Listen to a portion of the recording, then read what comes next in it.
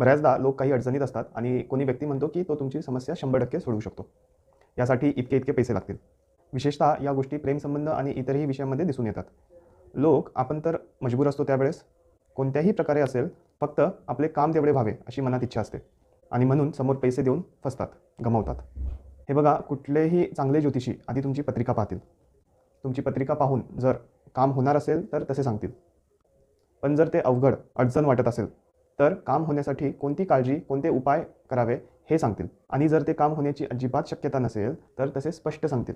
म्हणून अशा खोट्या आश्वासनांमध्ये अडकू नका आणि एखाद्या चांगल्या ज्योतिषांचा सल्ला घ्या. लोक खूप वेळेस 4-5 हजार, 10-15 हजार किंवा काही लोक लाखांमध्ये सुद्धा पैसे गमावतात. खास करून प्रेमसंबंध या विषयामध्ये मी या गोष्टी जास्त पाहिल्या आहेत.